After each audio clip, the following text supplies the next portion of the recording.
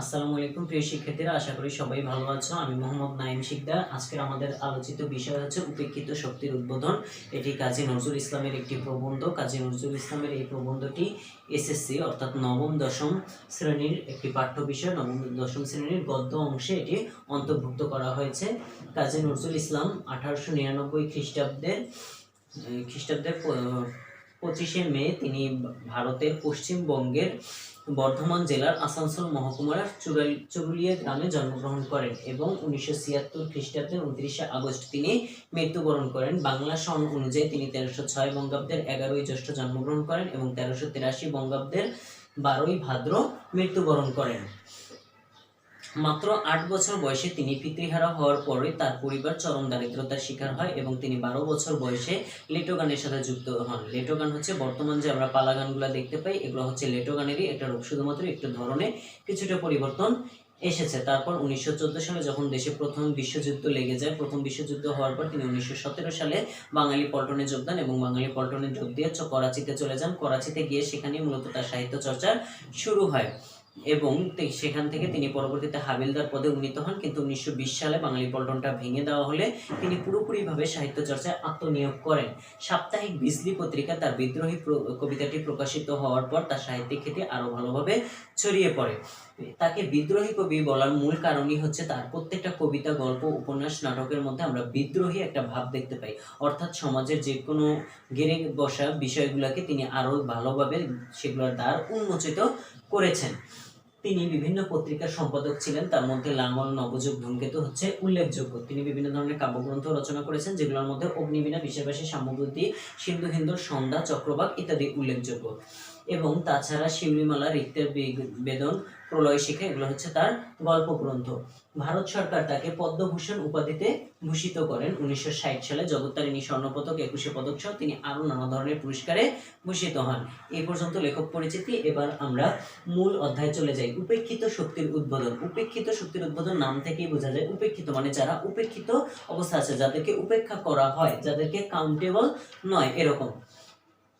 শক্তির উদ্বোধন মানে শক্তি, যে শক্তিটাকে উদ্বোধন করতে হবে, মানে যে শক্তিটাকে এতদিন ধরে আমরা উপেক্ষিত করে আসছি, যাদেরকে আমরা গণনায় কখনো ধরিনি, মানে আনকাউন্টেবল, তাদেরকে এখন থেকে আমাদের কি করতে হবে, সেই সকল শক্তিকে জাগিয়ে তুলতে হবে। জাগিয়ে তুলতে পারলে আমাদের সমাজটা আরো সুন্দর হয়ে উঠবে। উপেক্ষিত শক্তির উদ্বোধন এই প্রবন্ধটি মূলত নেওয়া হয়েছে কাজী নজরুল ইসলামের যুগবাণী প্রবন্ধ থেকে। এটা তার যুগবাণী প্রবন্ধেরই একটা প্রবন্ধ গ্রন্থ, মানে যুগবাণী প্রবন্ধ গ্রন্থ থেকে এটা নেওয়া হয়েছে। এটাও হচ্ছে একটা প্রবন্ধ। এবং তাছাড়া আব্দুল কাদের সম্পাদিত বাংলা একাডেমি কর্তৃক প্রকাশিত নজরুল রচনাবলী যে সংকলনটা রয়েছে, সেই সংকলন থেকে বর্তমানে এসএসসি লেভেলের জন্য এটি চয়ন করা হয়েছে। সকল শ্রেণী পেশার মানুষের প্রতি শ্রদ্ধা জ্ঞাপন করাটাই হচ্ছে এই প্রবন্ধটার মূল বিষয়। কারণ এখানে হচ্ছে আমাদের সমাজে রয়েছে বিভিন্ন শ্রেণী পেশার মানুষ।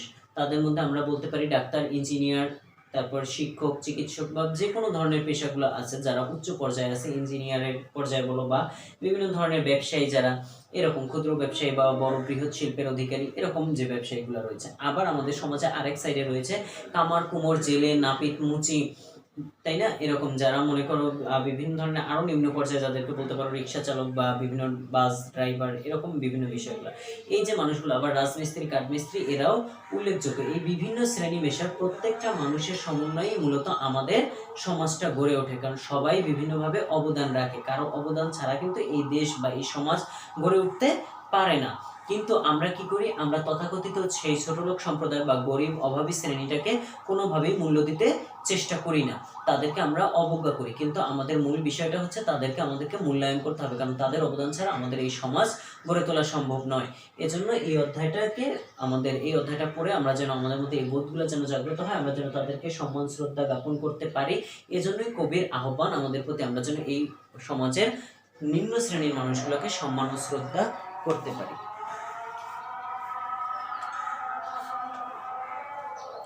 হেমর দুর্ভাগা দেশ, যাদের করেছে অপমান, অপমানে হতে হবে তাহাদের সমান। এই লাইন দুটি বা এই পঙ্ক্তি রবীন্দ্রনাথ ঠাকুরের নেওয়া, মানে রবীন্দ্রনাথ ঠাকুর তার একটা গ্রন্থে এটা বলেছেন, সেখান থেকে আমাদের কবি কাজী নজরুল ইসলাম এটাকে তুলে এনেছেন বা তিনি তার প্রবন্ধ গ্রন্থে এটা দিয়ে শুরু করেছেন। এর কারণ কি? এর কারণটা হচ্ছে হে মোর দুর্ভাগা দেশ, মানে তৎকালীন সময় ছিল আমাদের ভারতবর্ষ নামে পরিচিত ছিল। এই বাংলাদেশ, পাকিস্তান এবং ভারত, এই তিনটা রাষ্ট্র মিলেই মোট ছিল ভারতবর্ষ। সেই ভারতবর্ষের কথা বলা হয়েছে যে হে মোর দুর্ভাগা দেশ, যাদের করেছে অপমান, মানে এই যে নিম্ন শ্রেণীর মানুষগুলোকে আমরা অপমান করি, অপমানে হতে হবে তাহাদের সমান, একদিন তাদের সমান। মানে আমরা একটা বিষয় আছে যে ইট মারলে পাটকেল খেতে হয়, মানে কারোর প্রতি আমি যদি অন্যায় অত্যাচার করি তাহলে অবশ্যই আমার প্রতিও সেই অন্যায় অত্যাচারগুলো একদিন ফিরে আসবে। আজ আমাদের এই নতুন করিয়া মহাজাগরণের দিনে আমাদের সেই শক্তিকে ভুলিলে চলবে না, যাহাদের উপর আমাদের দেশের দশানা শক্তি নির্ভর করিতেছে, অথচ আমাদের তাহাদিগকে আমরা কি করি? উপেক্ষা করিয়া আসিতেছি। সেই হইতেছে আমাদের দেশের তথাকথিত ছোট লোক সম্প্রদায়। অর্থাৎ এখানে বোঝানো হয়েছে যে আমাদের দেশের এই যে বিভিন্ন শ্রেণী পেশার নিম্ন শ্রেণীর যে মানুষগুলো রয়েছে, যেমন কি জেলে, কামার, কুমোর, নাপিত, মুচি এবং বিভিন্ন ধরনের ছোট ছোট পেশাগুলো রয়েছে, তাদেরকে ছাড়া কিন্তু আমাদের এই সমাজটা গড়ে ওঠা সম্ভব নয়। কিন্তু আমরা তাদেরকে উপেক্ষাই বা উপেক্ষা করে আসি বা অবজ্ঞা করি, এরকমই ঘটে থাকে। যেমন আমরা যে এই যে বিল্ডিংয়ে বসবাস করতেছি, এই বিল্ডিংগুলোও কোনো না কোনো রাজমিস্ত্রি করেছে, এবং এই যে বিল্ডিংয়ে বিদ্যুৎ সরবরাহ পাচ্ছে, এটাও কোনো না কোনো মানে সেরকম, মানে যারা ইলেকট্রিশিয়ান পর্যায়ে আছে তারা কিন্তু এই কাজগুলো করেছে, বা ইঞ্জিনিয়াররা। তার মানে কি প্রত্যেকটা মানুষেরই অবদান রয়েছে, অথচ আমরা খুব আরামায়েশে এখানে থাকতেছি, তাদেরকে ভুলে তাদের দিকে আমরা একবারও তাকানোর চেষ্টাও করি না, বা তারা কিভাবে চলছে ফিরছে, তাদের কি ধরনের কিভাবে দিনাতিপাত করছে, তাদের কোনো অসুবিধা হচ্ছে না, তাদের বিপদ আপদে আমরা কখনোই পাশে দাঁড়ানোর চেষ্টাও করতেছি না, এবং কখনো তাদের খোঁজ খবর নেওয়ারও কোনো চেষ্টা করতেছি না। এর কারণ কি? এর কারণ হচ্ছে আমরা মূলত আমাদের সমাজে এদেরকে উপেক্ষা করে আসি, কিন্তু আসলে আমাদের এই সমাজ গড়ার 16 আনার মধ্যে 10 আনা শক্তিই আসে কিন্তু তাদের থেকে। তাই আমাদের উচিত তাদেরকে শ্রদ্ধা করা, সম্মান করা, তাদের বিপদে আপদে পাশে দাঁড়ানো। আমাদের আভিজাত্য গর্বিত সম্প্রদায় এই হতভাগাদের এইরূপ নামকরণ করিয়াছেন, মানে আমাদের আভিজাত্য গর্বিত সম্প্রদায়। গর্বিত সম্প্রদায় বলতে এখানে বোঝানো হয়েছে আমাদের সমাজে সেই ধনী ব্যক্তিদেরকে, সেই ধনী ব্যক্তিরাই মূলত আমাদের, মানে তাদের সুবিধার জন্য তারা এই ছোট লোক সম্প্রদায়কে আরো নিচু থেকে নিম্নতর স্তরে পৌঁছাচ্ছে, মানে তাদেরকে সেখানে পৌঁছে দিচ্ছে, তাদের কোনো বিপদে আপদে বা তাদেরকে মানুষ হিসেবে কল্পনাই তারা করতেছে না। কিন্তু কোনো যন্ত্র দিয়ে এই দুই শ্রেণীর লোকের অন্তর যদি পরীক্ষা করে দেখা যায়, তাহলে বলা যাবে ওই তথাকথিত ছোট লোকের অন্তরটা কাচের ন্যায় স্বচ্ছ। এই ছোট লোক এমন স্বচ্ছ অন্তর, এমন সরল মুক্ত উদার প্রাণ লইয়াও যে কোনো কার্য করিতে পারিতেছেন না, তাহার কারণ এই ভদ্র সম্প্রদায়ের অত্যাচার। কারণ হচ্ছে যে এদিক থেকে মানে কবি বুঝাইতে চাইছেন যে সেই ছোট লোক সম্প্রদায়ের অন্তর কাচের মতো স্বচ্ছ, কারণ তাদের কাছে হাতে অর্থ সম্পদ নেই বলে তারা আজকে হয়তো সমাজে সেরকম প্রতিপত্তি বা বুক ফুলিয়ে চলতে পারতেছে না, কিন্তু তারা কিন্তু মানুষ, তারাই হচ্ছে আসল খাঁটি মানুষ। আর যারা এই যে 5 তলা বিল্ডিং এ বসবাস করতেছে, বড় বড় কাজ করতেছে, খুব মোটা অঙ্কের বেতন পাচ্ছে, তারা কিন্তু প্রকৃত অর্থে কি, তারা হচ্ছে ধনী এবং কৃপণ। তাদের এই কৃপণতার জন্যই আমাদের সমাজে তথাকথিত ছোট লোক সম্প্রদায়ের সৃষ্টি হয়। তারা যদি তাদের কৃপণতা না করে এই ছোট লোক সম্প্রদায়কে বিভিন্নভাবে সাহায্য করতো, হেল্প করতো, তাদেরকে বিভিন্ন বিপদে আপদে সাহায্য করার চেষ্টা করতো, তাদেরকে পাশে দাঁড়াতো, তাদেরকে বিপদে বলতো যে আমি তোমাদের পাশে আছি বা আমরা আছি, তোমাদের ভয় কোথায়, তাহলে কিন্তু আমাদের সমাজে এইরকম ছোট লোক সম্প্রদায়ের সৃষ্টি হতো না। এজন্য কবি বলেছেন যে তাদের অন্তরটাই হয়তো যদি আমরা যন্ত্র দিয়ে পরীক্ষা করি, তাদের অন্তর দেখা যাবে কাচের মতো স্বচ্ছ, কারণ তারা মানুষকে ভালোবাসতে জানে, মানুষকে বুঝতে জানে, মানুষকে সম্মান করতে জানে, মানুষকে শ্রদ্ধা করতে জানে। কিন্তু আমরা এই যে ধনী শ্রেণীটা, এরা কিন্তু মানুষের প্রতি কোনো শ্রদ্ধা সম্মান জ্ঞাপন করে না, কারণ এরা হচ্ছে সমাজের উচ্চ শ্রেণী। এরা মনে করে যে তারা শুধু সম্মান পাওয়ার যোগ্য, আর নিচু শ্রেণীর মানুষরা শুধুমাত্র অবজ্ঞা আর অবহেলার জন্যই জন্মগ্রহণ করেছেন, তারা হয়তো এরকমই ভেবে থাকেন। এবং তারা এই ভদ্র সম্প্রদায়ের, মানে এই ধনী শ্রেণীর মানুষগুলোর অত্যাচারে অতিষ্ঠ হয়ে গরিব সমাজটা সৃষ্টি হয়, এবং গরিব সমাজটা এই জন্যই কি করতে পারে না, তারা দেখো এই যে সমাজের যত ধরনের উন্নতি, তার মধ্যে অধিকাংশ অবদানই হচ্ছে তাদের, কারণ তারাই বিভিন্ন কাজগুলো সম্পাদন করে। আমরা যদি বড় একটা অফিস আদালত বা বিভিন্ন জায়গায় যারা ব্যবসায়ী, তারা যে ব্যবসাগুলো করে, সেই কাজে যে তাদের যে ওয়ার্কার বা শ্রমিকরা থাকে, তারাও কিন্তু এই নিম্ন শ্রেণীর পর্যায়েই পড়ে। অর্থাৎ এই নিম্ন শ্রেণীর মানুষগুলো ছাড়া কিন্তু আমরা কোনো ধরনের কাজ বা কোনো ধরনের সফলতা অর্জন করতে পারতেছি না, কিন্তু আমরা তাদের উপর দিনের পর দিন শুধু অত্যাচারের মাত্রা বাড়িয়ে দিচ্ছি, কোনোভাবেই তাদেরকে বোঝার চেষ্টা করতেছি না, এবং তাদেরকে মানুষ হিসেবে যে তাদেরকে মূল্যায়ন করব বা মানুষ হিসেবে কাউন্ট করব, এরকম কিন্তু আমরা করতেছি না, আমরা তাদেরকে পশুর মতো আচরণ করতেছি। এজন্য বলা হয় যে মন থাকলেই মানুষ হওয়া যায় না। আমাদের বর্তমান সমাজটা হচ্ছে আমাদের মধ্যে শুধুমাত্র একটা মন আছে, কিন্তু মানুষ হওয়ার মতো মন নেই। আমরা শুধুমাত্র নামের অর্থে প্রাণ আছে বিধায় আমরা প্রাণী, আমরা সেরকম মনুষ্যত্ব বোধ সম্পূর্ণ হতে পারতেছি না। তাই কবির আহ্বান যেন আমরা মনুষ্যত্ব বোধ হয়ে গড়ে উঠতে পারি।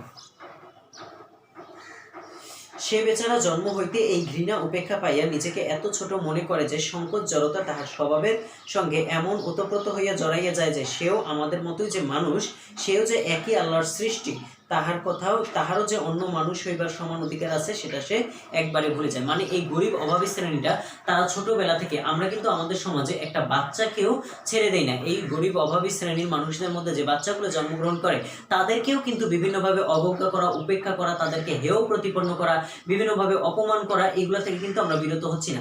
এজন্য তারা জন্ম থেকে এরকম লাঞ্ছনা বঞ্চনা শিকার হয়ে, অত্যাচারের শিকার হয়ে তারা ভুলেই যায় যে তারাও একজন মানুষ, তারাও আমাদের মতো একই আল্লাহ তাআলার, মানে একই স্রষ্টার সৃষ্টি। এই বিষয়টা তারা ভুলে যায় এবং তারা মানুষ হিসেবে যে তারাও যে বড় কিছু হতে পারে ভবিষ্যতে, এই ভাবনাটা তাদের মধ্যে আর আসে না। তারাও হয়তো ভাবে যে আমাদের বাবা মা, আমাদের পিতৃবংশটা যেরকম ভাবে চলে গেছে, হয়তো আমাদেরও এরকমই কি করতে হবে। যেমন জেলের ছেলে ভাববে হয়তো যে তাকেও বড় হয়ে জেলেই হতে হবে, কামার কুমোরের ছেলে হয়তো ভাববে যে তাদেরও বড় হয়ে কামার কুমোরই হতে হবে। আসলে তাদের এই ধারণাটা টোটালি ভুল, কারণ তারাও মানুষ, তারাও পারে হয়তো একদিন ভালো কিছু হতে। এবং এর জন্য আমাদের উচিত তাদের পাশে গিয়ে দাঁড়ানো, তাদেরকে উৎসাহ দেওয়া, তাদেরকে আরো সঠিক রাস্তা দেখানো যে কিভাবে এরকম বড় শ্রেণীতে আসা সম্ভব। যদি কেউ এই উৎপীড়নের বিরুদ্ধে বিদ্রোহচরণ করে, অমনি আমাদের ভদ্র সম্প্রদায় তাহার মাথায় প্রচন্ড আঘাত করিয়া তাকে অজ্ঞান করিয়া ফেলে। অর্থাৎ এখানে বলা হয়েছে যে এই গরিব অভাবী শ্রেণীর কোনো মানুষ যদি কখনো বিদ্রোহের মতো জেগে ওঠে বা তারা কখনো কোনো বিদ্রোহ করার চেষ্টা করে, তাহলে আমাদের এই ধনী শ্রেণীটা কি করে, তাদের উপর অত্যাচার করে, মানে তাদের উপর মাথায় বাড়ি দিয়ে অজ্ঞান করে ফেলার মতো কাজগুলো করে। যেমনটা আমরা দেখতে পাই কৈবর্ত বিদ্রোহে, ফকির সন্ন্যাস বিদ্রোহে, নীল বিদ্রোহে, সাঁওতাল বিদ্রোহে, যে বিদ্রোহগুলোর মধ্যে দেখা যায় এই গরিব অভাবী শ্রেণীগুলো তাদের উপর অত্যাচারের মাত্রা। যেমন নীল বিদ্রোহে নীলকরদের উপর, নীলকররা যেভাবে কৃষকদের উপর অত্যাচার করে, সেখানে কিন্তু কৃষকদেরকে অত্যাচার করা হয় বিধায় তাদের মধ্যে থেকে একজন যখন নীল বিদ্রোহটা মানে বিদ্রোহ শুরু করে, তখন কিন্তু তাকে মেরে ফেলা হয়। এরকম ভাবে ধীরে ধীরে ফকির সন্ন্যাস বিদ্রোহে কিন্তু আমরা এরকমই দেখতে পাই। সেই বিদ্রোহটাও মূলত ফকির এবং সন্ন্যাসী লোকজনই শুরু করেছিলেন। এইদিকে কৈবর্ত বিদ্রোহটা আমরা দেখতে পাই জেলে সম্প্রদায়ের লোক থেকে, তারাও কিন্তু এরকম ভাবে খাজনা দিতে দিতে এক পর্যায়ে জমিদারের প্রতি অত্যাচারে অতিষ্ঠ হয়ে তারা বিদ্রোহী মনোভাবী হয়ে ওঠে। আবার সাঁওতাল বিদ্রোহের মধ্যে আমরা ঠিক এরকমই বিভিন্ন ঘটনাপত্র দেখতে পাই, যেখানে জমিদার বা উচ্চ শ্রেণীর মানুষগুলো কিভাবে নিম্ন শ্রেণীর মানুষের উপর অত্যাচার করে সেই বিষয়গুলো ফুটে উঠছে। অর্থাৎ এরকম ভাবে এই অভাবী মানুষগুলোর মধ্যে থেকে কেউ যদি অত্যাচারিত হয়ে অতিষ্ঠ হয়ে কোনো ধনীর প্রতি তারা বিদ্রোহ শুরু করে, তখন কিন্তু তারা তাদেরকে মেরে ফেলে বা মাথায় আঘাত করে অজ্ঞান করে ফেলে। মানে কবি এখানে এই বিষয়টাকেই ফুটিয়ে তুলছেন।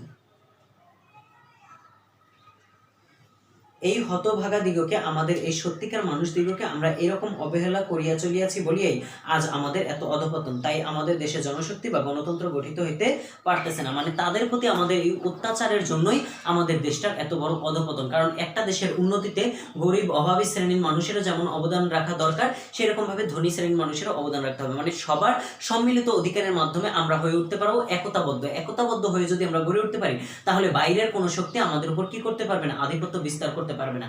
যেমনটা দেখা গিয়েছিল আমাদের ইংল্যান্ডরা যখন আমাদের প্রতি অত্যাচার করতো, মানে ইংরেজ আমলের সেই সময় কিন্তু আমাদের সমাজেরই কিছু ব্যবসায়ী বা বণিক সম্প্রদায়ের মানুষ তাদের সাথে হাত মিলে উল্টা আমাদের গ্রামের মানে আমাদেরই এই অঞ্চলের মানুষগুলোর প্রতি অত্যাচার করতো। অর্থাৎ তারাও যে মানুষ এবং তারাও যে এই একই দেশে বসবাস করার উপযোগী, তাদেরও যে এই দেশে সমান অধিকার আছে, এটা তাদেরকে বুঝতে দিত না। সেই ধনী শ্রেণীর মানুষগুলো তাদের উপর অত্যাচারের মাত্রা দিন দিন বাড়িয়ে দিত এবং তারা ইংরেজদের সাথে খাতির যত্ন করতো। ঠিক একইভাবে আমরা দেখতে পাই পাকিস্তান আমলে আমাদের দেশীয় দোসররা রাজাকার আল-বদর আল-শামস বাহিনীরা বিভিন্নভাবে আমাদের দেশের মানুষের প্রতি অত্যাচার করে এবং পাকিস্তানিদের সাথে হাত মিলায়। যদি এইভাবে মানুষ এরকম করতে থাকে, একতাবদ্ধতা না আসে, তাহলে আমাদের কোনোভাবেই স্বাধীনতা সম্ভব নয়। কিন্তু দেখো, মাত্র 9 মাসে বাংলাদেশ স্বাধীন হয়। যদি এই পাকিস্তানি আল-বদর আল-শামস বাহিনীগুলো তাদেরকে সহায়তা না করতো, তবে আরো পূর্বেই আমাদেরকে স্বাধীনতা লাভ করা সম্ভব ছিল। ইংরেজরা প্রায় 200 বছর মানে 190 বছর তারা স্বাধীনতা মানে আমাদের এই দেশের উপর অত্যাচার করে গেছে, আমাদের দেশটাকে তারা দখল করে গেছে, শাসন করে গেছে। যদি আমরা বাঙালিরা আরো পূর্বেই তাদের প্রতি এই অত্যাচারের বদলা নিতে পারতাম, আমাদের মধ্য থেকে কোনো ধনী শ্রেণীগুলো যদি তাদের সাথে ব্যবসা বা বিভিন্ন কাজে জড়িত না থাকতো, তাদের দোষণ না হইতো, তাহলে অবশ্যই আরো আগেই ইংরেজরা এই বাংলা ছেড়ে চলে যাইতে বাধ্য হইতো। অর্থাৎ আমরা নিজেরা যতদিন একতাবদ্ধ হতে না পারবো, ততদিন পর্যন্ত আমাদের এরকম দুর্দশা থেকেই যাবে। এই কথাই কবি বলেছেন। হইবে কি রূপে? দেশের অধিবাসী লইয়াই তো দেশ, এবং ব্যক্তির সমষ্টিই তো জাতি। তাহলে এটা অনেক সুন্দর একটা ইম্পর্টেন্ট জ্ঞানমূলক প্রশ্ন, যে ব্যক্তির সমষ্টিকে কি বলা হয়? জাতি। অর্থাৎ এখানে বলা হয়েছে যে উন্নতি কিভাবে হবে, গণতন্ত্র মানে আমরা একতাবদ্ধ কিভাবে হব? আমরা যদি, কারণ দেশের সকল অধিবাসী, সকল মানুষজনকে নিয়ে গড়ে ওঠে দেশ, এবং বিভিন্ন ব্যক্তির সমষ্টিতে গঠিত হয় জাতি। তাহলে আমরা যদি সবাই একতাবদ্ধ না হয়ে উঠি, তাহলে আমাদের দেশই বা কোথায়, আর কোথায় বা আমাদের এই জাতি, এই সম্প্রদায় কোথায়? আমাদের মানে আমাদের যে বেঁচে থাকার একটা অবলম্বন, এই অবলম্বনই তো আমাদের মধ্যে থাকবে না। আর যে কারণে আমরা কি করতে পারবো না? উন্নতির শিখরে পৌঁছতে পারবো না। আর সে দেশকে, সে জাতিকে যদি দেশের জাতির সকলে বুঝিতে না পারে, তবে তাহার উন্নতির আশা করা আর আকাশে অট্টালিকা নির্মাণ করার চেষ্টা করা একই। অর্থাৎ বলা হয়েছে, আমরা যদি সবাই নিজেকে নিজে না চিনতে পারি, আগে নিজেকে চিনতে হবে, তারপর আমার আশেপাশের সমাজের অন্যান্য এই যে অভাবী শ্রেণীগুলো, এই মানুষগুলোকে উপলব্ধি করতে হবে, তাদেরকে বুঝতে হবে, তাদেরকে চিনতে হবে। আমাদের সমাজে যে তাদেরও অবদান রয়েছে, এটা আমাদেরকে বুঝতে হবে। এভাবে যদি বুঝতে পারি, তাহলে আমাদের দেশের উন্নতি সম্ভব। আর যদি আমরা সেগুলো বুঝতে না পারি, তাহলে আকাশের উপর অট্টালিকা নির্মাণ করা আর আমাদের এই দেশটাকে উন্নত করার কল্পনাটা ঠিক সমান হবে। কারণ আকাশের উপর যেরকম অট্টালিকা নির্মাণ করা সম্ভব নয় কোনো ধরনের প্ল্যাটফর্ম ছাড়া, ঠিক সেই রকম ভাবে আমাদের এই দেশটারও উন্নতিতে পৌঁছানো সম্ভব নয় কোনোভাবে, আমরা যদি সকলে একতাবদ্ধ না হতে পারি। তোমরা ভদ্র সম্প্রদায় মানি দেশের দুর্দশা, জাতির দুর্গতি বোঝো, লোককে বুঝাইতে পারো, এবং ওই দুর্ভাগ্যদের কথা কহিয়া কাঁদিতে পারো, কিন্তু কার্যক্ষেত্রে নামিয়া কার্য করিবার শক্তি তোমাদের আছে কি না? আমাদের সেই শক্তিটা নেই। কারণ আমরা কি করি? আমরা এই অভাবী শ্রেণীর প্রতি হুকুম তলব করতে পারি, তাদেরকে হুকুম দিয়ে বিভিন্ন ধরনের কাজ করাইতে পারি, কিন্তু আমরা নিজেরা কিন্তু মাঠে নেমে তাদের সাথে সেই কাজে অংশগ্রহণ করতে পারি না। মানে আমরা তাদের সাথে সেই কাজগুলো করি না।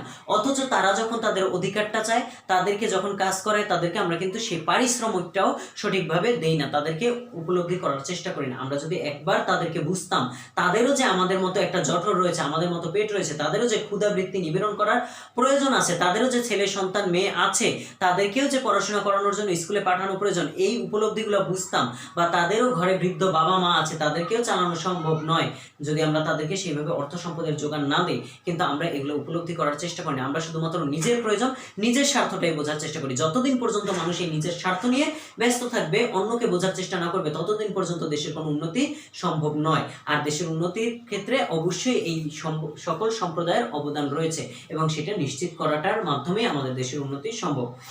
এ কথা যে নিরেট সত্য, তাহা তোমরা বোঝো। কাজেই তোমাদের এই দেশকে, জাতিকে উন্নত করিবার আশা ওই কথাতেই শেষ হইয়া যায় না। কিন্তু যদি একবার আমাদের এই জনশক্তিকে উদ্বুদ্ধ করিতে পারো, তাহাদিগকে মানুষ বলিয়া, ভাই বলিয়া কোল দিবার তোমার উদারতা থাকে, তাহাদিগের শক্তিকে উন্মেষ করিতে পারো, তাহা হইলে দেখিবে তুমি শত বৎসর ধরিয়া প্রাণপণে চেষ্টা সত্ত্বেও যে কাজ করিতে পারিতেছ না, একদিনে সেই কাজ সম্পন্ন হইবে। একথা হয়তো তোমার বিশ্বাস হইবে না। একবার মহাত্মা গান্ধীর কথা ভাবিয়া দেখো তো, তিনি ভারতকে অসাধ্য সাধন করিতে পারিয়াছেন। অর্থাৎ এখানে কি বোঝানো হয়েছে? যে আমরা যে এই তথাকথিত অসাম্প্রদায়িক, মানে এই যে নিচু সম্প্রদায়ের মানুষগুলোকে আমরা কখনোই মানুষ হিসেবে কল্পনা করার পাশে নেই। আমরা যদি একবার তাদেরকে ভাই বলে ডাক দিই, তাদেরকে একবার যদি মূল্যায়ন করার চেষ্টা করি, যেমনটা দেখতে পাই আমরা মহাত্মা গান্ধীজির মধ্যে, তিনি কি করেছিলেন? তিনি ভারতের সমগ্র মানুষজনকে একতাবদ্ধ করতে সক্ষম হয়েছিলেন, যে কারণে ওই ভারতবর্ষ স্বাধীনতা লাভে সক্ষম হয়। ঠিক একইভাবে আমাদেরও বঙ্গবন্ধু শেখ মুজিবুর রহমান চেষ্টা করেছিলেন কি? তিনি তার 7ই মার্চের ভাষণে সমগ্র বাঙালিকে কি করেছিলেন? একতাবদ্ধ হওয়ার চেষ্টা করেছিলেন। তিনি বলেছিলেন, যার যা আছে তাই নিয়ে যুদ্ধে ঝাঁপিয়ে করো। তিনি এই সকল মানুষকে, দেশের সম্পূর্ণ 30 লক্ষ মানুষ যে শহীদ হয়েছে, তাদেরকে তিনি একতাবদ্ধ করতে সক্ষম হয়েছিলেন। তাদেরকে তিনি ডেকে এক জায়গায় 10 লক্ষ লোকের সমাগমে তিনি কি করেছিলেন? তার বক্তৃতা দিয়েছিলেন, এবং এই বক্তৃতা তিনি দেশের সারা জায়গায় ছড়িয়ে দিতে নির্দেশ দেন, এবং তিনি তাদেরকে ভাই বলে সম্বোধন করে তাদেরকে এগিয়ে নিয়ে আসেন, তাদের একতাবদ্ধ করতে পারছেন। কারণ সেখানে কামার, কুড়মোর, জেলে, নাপিত, মুচি এবং শিক্ষক সম্প্রদায়, ডাক্তার সম্প্রদায়, সকল শ্রেণী পেশার সাহিত্যিক পর্যায়ের মানুষগুলো পর্যন্ত সেখানে উপস্থিত ছিল, এবং তারা সকলে মিলে একতাবদ্ধ হইতে পারছে বিদায় আমাদের দেশটা এত তাড়াতাড়ি স্বাধীন হইতে পারছে। অর্থাৎ আমাদেরকে কি বুঝতে হবে? যে আমরা যতদিন না পর্যন্ত একতাবদ্ধ হইতে পারবো, সকলে সকলকে আপন না ভাবতে পারবো, সকলে সকলকে ভালোবেসে, বিশ্বাস করে, শ্রদ্ধার সাথে সম্মান করতে না পারবো, নিজেরা যদি একতাবদ্ধ হতে না পারি, তাহলে কোনোভাবেই আমাদের পক্ষে উন্নতি করা সম্ভব নয়। যার নজির আমরা দেখতে পাই যে তারা একতাবদ্ধ হতে পেরেছিল বিদায় তারা আজকে এই দেশটাকে স্বাধীন করতে পেরেছে, এই ভারতবর্ষ আজ তাই স্বাধীনভাবে বসবাস করতে পারতেছে। তিনি যদি এমন করিয়া প্রাণ খুলিয়া ইহাদের সহিত না মিশিতেন, ইহাদের সুখ দুঃখের এমন করিয়া ভাগ না করিতেন, ইহাদিগকে যদি নিজের বুকের রক্ত দিয়া তাহারা খাইতে পাইল না বলিয়া নিজেও তাহাদের সঙ্গে উপবাস করিয়া ইহাদিগকে নিতান্ত আপন করিয়া না তুলিতেন, তাহা হইলে আজ তাহাকে কে মানিত, কে তাহার কথায় কর্ণপাত করিত, কে তাহার একটি ইঙ্গিতে এমন করিয়া বুক বাড়াইয়া মরিতে পারিত। অর্থাৎ এখানে কি বোঝানো হয়েছে? বোঝানো হয়েছে এরকম যে আমাদের এই তথাকথিত গরিব অভাবী সম্প্রদায়ের প্রতি আমাদের এমনভাবে যেতে হবে যে আমরা ঠিকমতো, আমরা দেখো পোলাও গোস্ত বিভিন্ন ধরনের ভালো ভালো খাবার খেয়ে আছি, অথচ আমাদেরই নিচতলায়, আমরা উপরে এরকম থাকতেছি, অথচ নিচতলার মানুষগুলা মানে এই অভাবী শ্রেণীর মানুষগুলা না খেয়ে দিনাতিপাত করছে। আমরাও যদি তাদের পাশে গিয়ে দাঁড়াই, তারা খেতে পারছে না বিধায় আমরাও যদি না খাই, আমরা যা খাচ্ছি তা থেকে যদি তাদেরকে কিছু অংশ দিয়ে সাহায্য করি, তাহলে তারও জঠর জ্বালা মিটবে, আমারও জঠর জ্বালা মিটবে। কারণ জঠর জ্বালা কিন্তু কারোর জন্য আলাদা না, গরিব অভাবী শ্রেণীর জন্য আলাদা নয়, তাদেরও যেরকম জঠর জ্বালা রয়েছে আমাদেরও সেই রকম।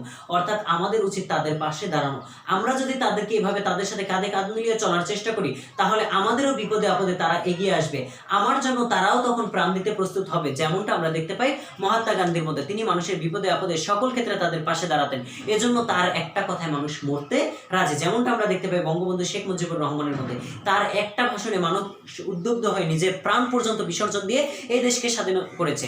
একইভাবে আমরা 1952 সালের আন্দোলনেও দেখতে পাই এই দেশের মানুষগুলো তাদের ভাষার জন্য কি করেছেন? প্রাণ দিয়েছেন। তাহলে মানুষ কখন আরেকজনের কথা উদ্বুদ্ধ হয়ে তার প্রতি প্রাণ দেয়? যখন সেই মানুষটা তার কাছে ভালোবাসার পাত্র হয়ে ওঠে, সেই মানুষটা তার বিপদে আপদে সকল ক্ষেত্রে তাকে দেখার চেষ্টা করে।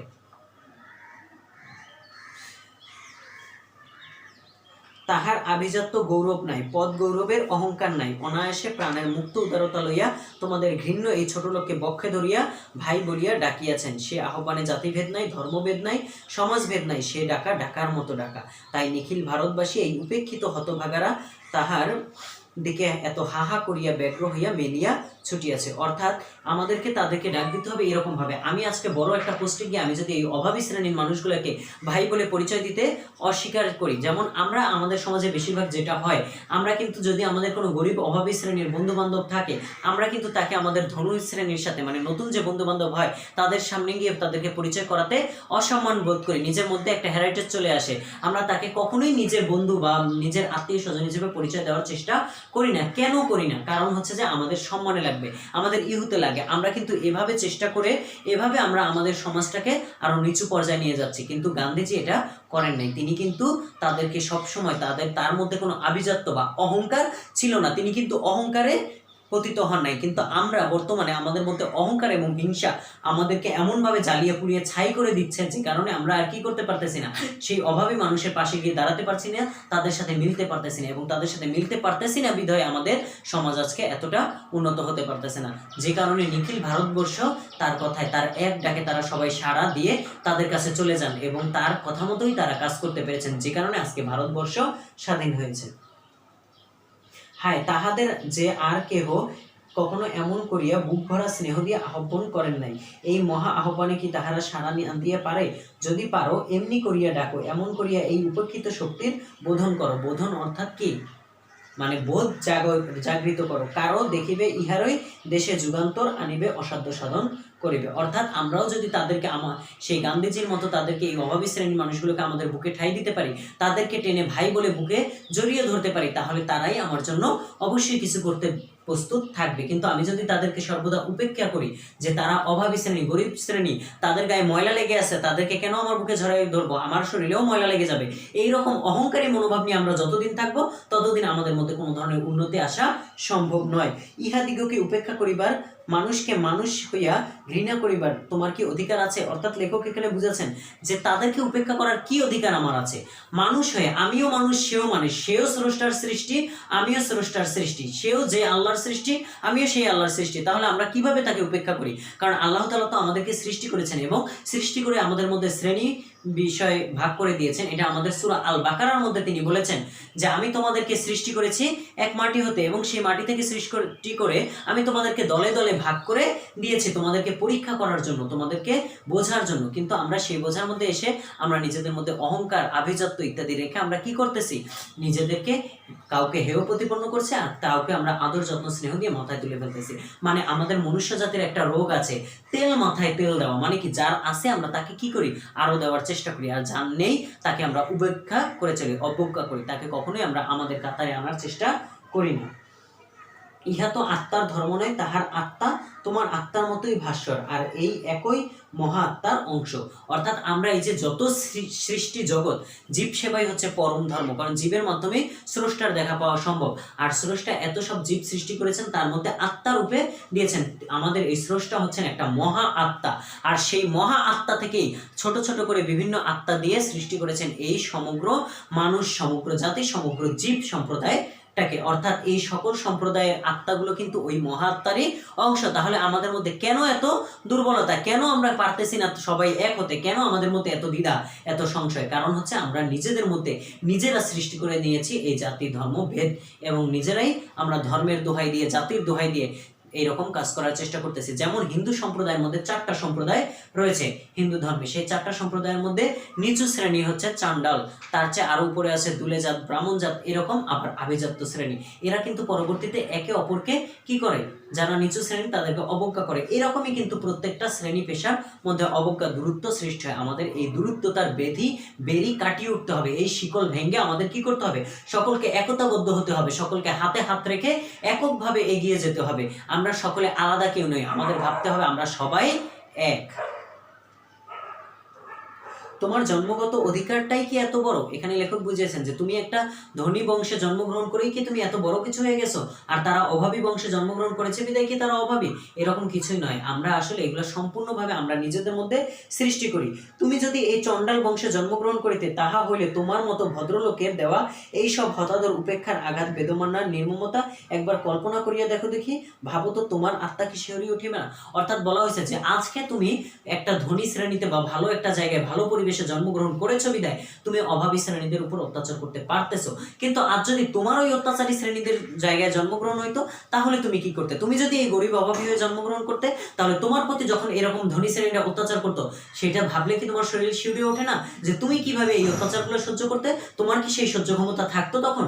একবার ভেবে দেখো। মানে কবি আমাদের মধ্যে উপলব্ধিটা বাড়ানোর জন্য, আমাদেরকে আরো উপলব্ধি করানোর জন্য এই কথাগুলো বলেছেন।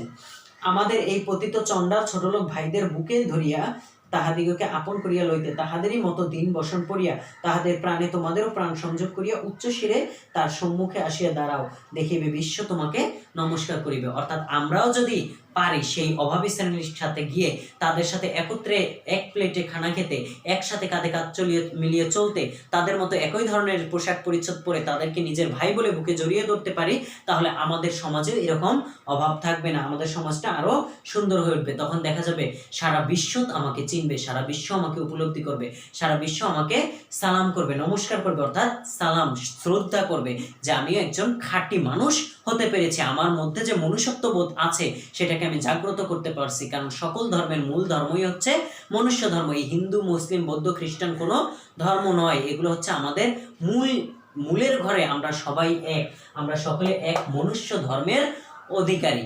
এবং সেই মনুষ্য ধর্মটাকে যদি আমরা করতে পারি, জাগিয়ে তুলতে পারি, তবেই আমাদের শক্তি। কারণ হিন্দু, মুসলিম, বৌদ্ধ, খ্রিস্টান এগুলো হচ্ছে আমাদের যার যার ধর্ম, এটা হচ্ছে যার যার ধর্ম, যার যার জায়গায়। সকল ধর্মের মূল কথাই এক, মনুষ্য ধর্ম। সকল ধর্মই বলে মানুষ হিসেবে মানুষের পাশে দাঁড়াও, মানুষকে শ্রদ্ধা করো, সম্মান করো। এসো এসো আমাদের উপেক্ষিত ভাইদের হাত ধরিয়া আজ বোধনবাসীতে সুর দেয়। বোধনবাসী হচ্ছে বোধ, মানে বোধ জাগিয়ে তোলার বাসী, এরকম। মানে তোমার মধ্যে যে মনুষ্যত্ব বোধটা আছে, এই মনুষ্যত্ব বোধটাকে জাগিয়ে তোলার বাসী। কবি বলেছেন সেই বোধনবাসীতে সুর দিতে, যাতে আমাদের মধ্যেও মনুষ্যত্ব বোধ জেগে ওঠে, আমাদের মধ্যেও মানুষ হিসেবে আমরা মানুষকে ধরতে নিতে পারি। কিসের দুঃখ, কিসের দৈন্য, কিসের লজ্জা, কিসের ক্লেশ। যদি আমরা সকলে বোধনবাসীতে সুর দিয়ে এক হতে পারি, তাহলে আমাদের মধ্যে আর দুঃখ থাকবে না, দরিদ্রতা, দুঃখ মানে দুঃখ থাকবে না, কিসের দৈন্য মানে দরিদ্রতা থাকবে না, লজ্জা মানে আমাদের মধ্যে কোনো লজ্জাবোধ থাকবে না। মানে আমরা যে আমাদের মধ্যে এই ধরনের একটা ক্রিয়া করে যে আমরা ধনী, কিভাবে আমরা অভাবী শ্রেণীর সাথে গিয়ে মিশবো, এতে আমাদের লজ্জা লাগবে না, আমার একটু সম্মানহানি হবে না, এই রকম বিষয়গুলা। কিসের ক্লেশ, কিসের দৈন্যতা, কিসের কিছু, আমাদের এত কিছু দিয়ে কোনো না। আমাদের সবার কি করতে হবে, এক মানুষ হতে হবে। আমাদের নিজের মধ্যে যে মনুষ্যত্ব বোধ আছে, অবশ্যই সকলের মধ্যে স্রষ্টা মনুষ্যত্ববোধ দিয়ে দিয়েছেন।